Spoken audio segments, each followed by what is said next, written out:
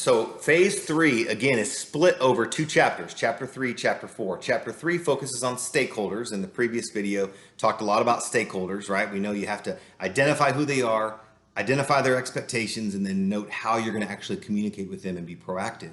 Well, chapter four is an extension of that because you also have to know what is a crisis. Are we dealing with something that's an issue, or is it something a crisis? And that actually depends on the stakeholder group as well, because there may be something that happens, right? That's a crisis for one group that's not really a crisis for another. And so, for instance, think about COVID-19.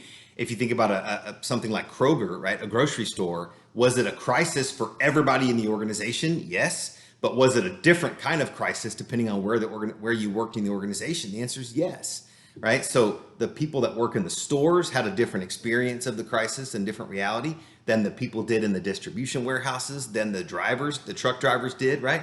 Than did the people in Kroger corporate. So depending on who you are, again, the stakeholders you're talking about matter in terms of whether something is a crisis or whether it's not. So that's an important thing to note at the front end of this, to think about that.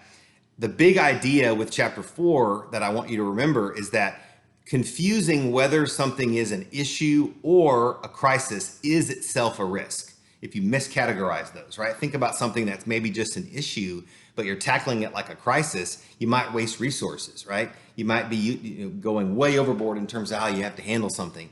By contrast, if you don't deal with something that might just be an issue, if you don't just manage the issue, right? Then that itself is a risk and can become a crisis as well. And so think about, for instance,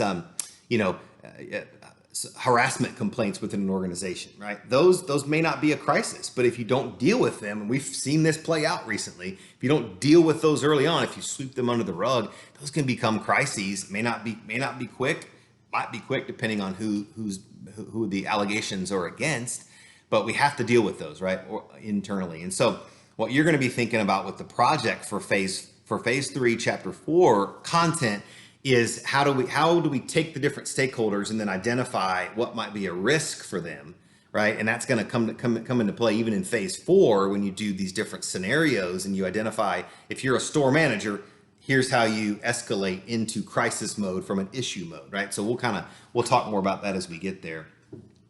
But the main way that you differentiate between an issue and a crisis is by looking at 5 elements, and they're talked about in your book. But does the issue or the situation, challenge, problem, etc., does it risk damage to people, the environment, business operations, the reputation, or the bottom line over the long term?